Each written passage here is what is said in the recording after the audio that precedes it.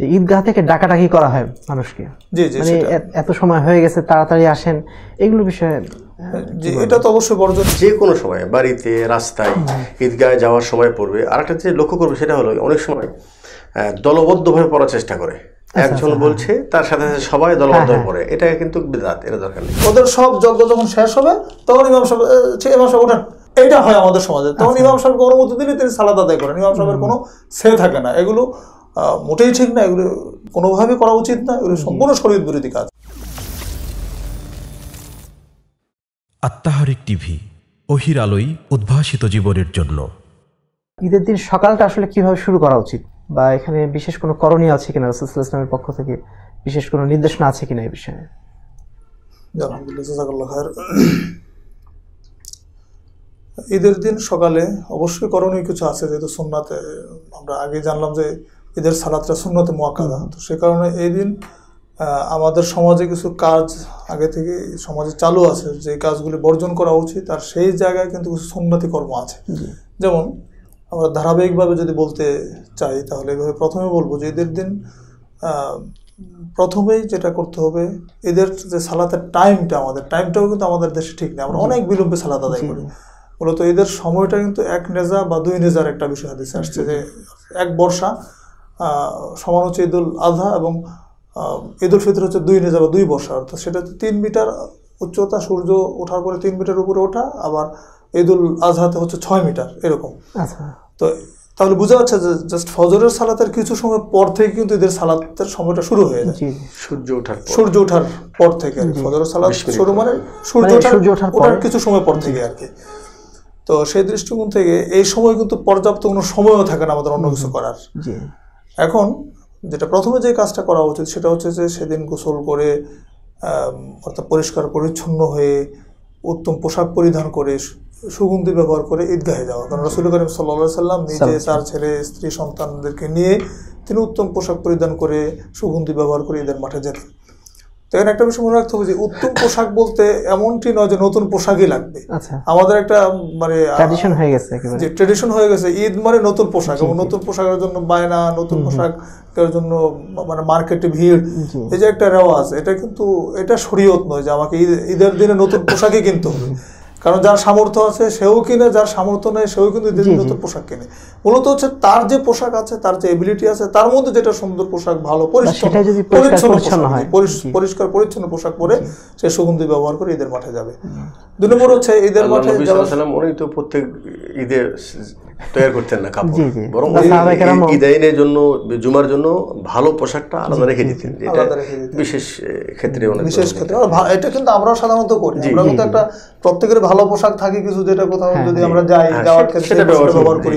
ঠিক ঈদের ক্ষেত্রে ঠিক তাই, আমরা সচরাচর প্রতিদিন যে পোশাকটা পরি সেটা নয়, এর মধ্যে যেটা ভালো, একটু ভালো মানের অথবা পরিষ্কার পরিচ্ছন্ন সেই পোশাকটা পরে ঈদের মাঠে যাব। 2 নম্বর হচ্ছে যে ঈদের দিনে তাকবীর বলতে বলতে যাওয়া, অর্থাৎ উচ্চ স্বরে তাকবীর বলবে, আল্লাহু আকবার, আল্লাহু আকবার, লা ইলাহা ইল্লাল্লাহ, আল্লাহু আকবার, আল্লাহু আকবার, ওয়ালিল্লাহিল হামদ। অর্থাৎ আল্লাহর মানে আল্লাহর মহত্ব ঘোষণা উচ্চ স্বরে করতে করতে ঈদের মাঠে যাওয়া সুন্নাত। বিশেষ করে এই তাকবীরটা শুরু হবে যখন শাওয়ালের চাঁদ উঠবে, চাঁদ ওঠার পর থেকে তাকবীর শুরু হয়ে যাবে, এবং ঈদের সালাত পর্যন্ত এই তাকবীরটা চলবে। এভাবে তাকবীর বলতে বলতে ঈদের মাঠে যাওয়া, এটা একটা সুন্নাত।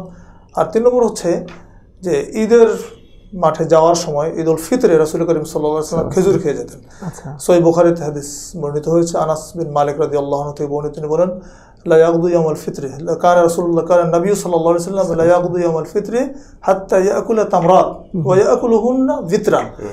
রাসূলুল্লাহ সাল্লাল্লাহু আলাইহি ওয়াসাল্লাম ঈদুল ফিতরের দিনে খেজুর না খেয়ে বের হতেন না, কারণ এটা তার নিয়মিত আমল ছিল। আর সেটা তিনি খেতেন ওয়ায়াকুলুহুন্না ভিতরান, তিনি বেজক সংখ্যক খেতেন, 1টা 3টা 5টা 7টা যে সংখ্যা দিয়ে হোক, সেটা হোক বেজোড় সংখ্যক। তো তিনি বেজোড় সংখ্যক খেজুর খেয়ে ঈদের সালাতে যেতেন। ঠিক আছে, এটা একটা সুন্নাত, ঈদের সালাতে যাওয়ার আগে আমরা বেজোড় সংখ্যক খেজুর খেয়ে ঈদের সালাতে যাব।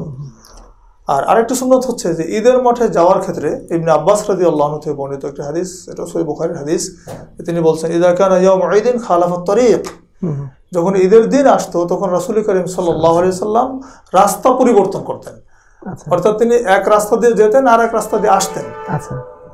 এইটা একটা সুন্নাত আমরা আমল করতে পারি যে আমরা যদি আমাদের ওইরকম একাধিক রাস্তা থাকে তাহলে এক রাস্তা আমরা ঈদের মাঠে যাব, আরেক রাস্তা আসবো, তাহলে সকল রাস্তায় কিন্তু তাকবীর উচ্চারিত হলো, আল্লাহর মহত্ব বড়ত্ব ঘোষিত হচ্ছে সব রাস্তাতে।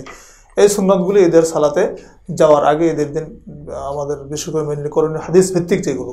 আর বাইরে কিছু বর্জনীয় বিষয় উল্লেখ করতেই হচ্ছে, যেমন আমাদের সমাজে যেটা ঈদের দিন সকালে আমরা দুনিয়ার কাজ নিয়ে ব্যস্ত হয়ে যাই। যেমন এই দিন বিশেষ করে গ্রামে গঞ্জে এটা কিন্তু রেওয়াজটা চালু আছে বেশি, যে যেহেতু টাইমটা বেশি পাওয়া যায়, সালাতের টাইমটা অনেক পরে, সেই কারণে তারা সকালবেলা কি করে নিজেরা পরিষ্কার পরিচ্ছন্নতা আছে, ঘর দরজা পরিষ্কার পরিচ্ছন্ন করা, গরু বাছুর যেগুলো আছে ওইগুলো গা গোসল দেওয়া, ওইগুলোকে পরিষ্কার পরিচ্ছন্ন করা, অর্থাৎ দুনিয়ার যত কর্ম নিয়ে তারা ব্যস্ত হয়ে যান।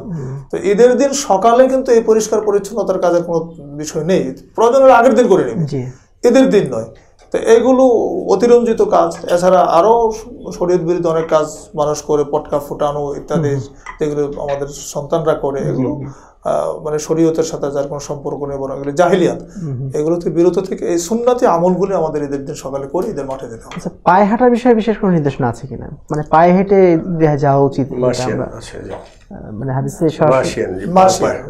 পায়ে হেঁটে যাওয়াটা বেশি উত্তম, যে পায়ে হেঁটে যাবে, এক রাস্তা যাবে আর এক রাস্তা আসবে। হ্যাঁ, কিন্তু যদি এমন হয় যে দূরত্ব এত বেশি যে পায়ে হেঁটে যাওয়ার কোনো উপায় নেই, তখন তো আমাকে যানবাহন লাগবেই। কিন্তু হাদিসে মাসিয়ান শব্দ আসছে, মানে পায়ে হেঁটে যাবে। আমাদের যাদের ঈদগাহ খুব কাছাকাছি, পায়ে হেঁটে যাবে। একটু সংযোজন করি এনার সাথে, যেটা হলে প্রথম যেটা ওই তাকবীরের বিষয়, যেমন ডক্টর সাহেব বললেন যে চাঁদ ওঠার পর থেকে নিয়ে ঈদগাহ যাওয়া পর্যন্ত। আচ্ছা, তাকবীরের বিষয়ে এটা ঘরেও পড়বে, মহিলারাও পড়তে পারবে, বাচ্চারাও পড়বে। ঈদগায় যাওয়া না সারাটা রাত, মানে একেবারে চাঁদ ওঠা থেকে নিয়ে ঈদগায় যাওয়া পর্যন্ত পুরোটা টাইম, যে কোনো সময় বাড়িতে, রাস্তায় ঈদগায় যাওয়ার সময় পড়বে। আর একটা যে লক্ষ্য করবে সেটা হলো অনেক সময় দলবদ্ধভাবে পড়ার চেষ্টা করে, একজন বলছে তার সাথে সাথে সবাই দলবদ্ধ পড়ে, এটা কিন্তু বিদআত, এটা দরকার নেই। এটা কিন্তু খুবই প্রচলিত। জি জি, প্রচলিত। আর একটা সেটা হলো যে হ্যাঁ, এমন হতে পারে যে ঈদগাহে হয়তো বা মাইকে এটাকে উচ্চ স্বরে বলা হচ্ছে, যেন মানুষকে স্মরণ করে দিচ্ছে যে তাকবীর বলো। যেমন আব্দুল্লাহ বিন ওমর এবং আবু হুরায়রা রাদিয়াল্লাহু আনহু, ওনারা আব্দুল্লাহ বিন ওমর এনারা তো বাজারে বের হতেন বা রাস্তায় হাঁটতেন, জোরে জোরে তাকবীর বলতেন, ওয়ান নাস ইউকাব্বির বিতাকবীর হিমা, তাদের তাকবীর শুনে মানুষেরা তাকবীর পড়া শুরু করে দিত। তো ওই হিসাবে যদি উচ্চ স্বরে পড়ে সমস্যা নেই। তাছাড়া তো এমনি, আর এটা একটা শেয়ার যেটা বললাম, মানে নিদর্শন। আরেকটা হলোই যে তাকবীরের যেটা শব্দ, আল্লাহু আকবার, আল্লাহু আকবার, লা ইলাহা ইল্লাল্লাহ, আল্লাহু আকবার, আল্লাহু আকবার, ওয়া লিল্লাহিল হামদ। এটা একটা। আরেকটা হলো ভিতর, আল্লাহু আকবার, আল্লাহু আকবার, আল্লাহু আকবার, তিনবার, লা ইলাহা ইল্লাল্লাহ, আল্লাহু আকবার, আল্লাহু আকবার, আল্লাহু আকবার, ওয়া লিল্লাহিল হামদ। আরেকটা আছে, প্রথমটা ভিতর, দ্বিতীয়টা জোর, আল্লাহু আকবার, আল্লাহু আকবার, আল্লাহু আকবার, লা ইলাহা ইল্লাল্লাহ, আল্লাহু আকবার, আল্লাহু আকবার, ওয়া লিল্লাহিল হামদ।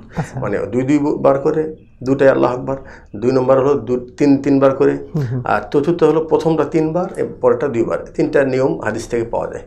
তো দর্শকের উদ্দেশ্যে বলার উদ্দেশ্য, যা তারাও যেন এটা আমলের মধ্যে নিয়ে আসে। আরেকটা ভাই যেটা বললেন, ইমাম শাফি একটা দোয়া পড়তেন, আল্লাহু আকবার কাবীরা আলহামদুলিল্লাহ কাসীরা। জি জি, এটাও পাওয়া যায়, যেটা পাওয়া যায়, এটাও চাইলে পড়তে পারে।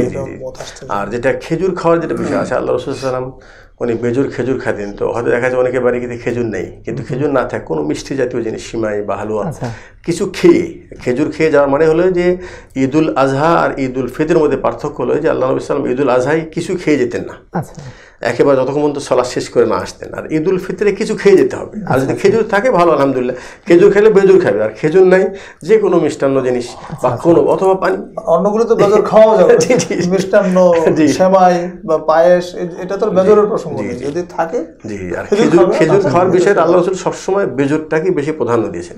আর হাদিসে তো আছে ইন্নাল্লাহ ইউবিরুন, আল্লাহ বেজর, তিনি বেজরকে পছন্দ করেন। তো সেই ক্ষেত্রে রাসূলুল্লাহ সাল্লাল্লাহু আলাইহি ওয়াসাল্লামের আমলের ক্ষেত্রে কিন্তু বেজরের বিষয়টা আসছে।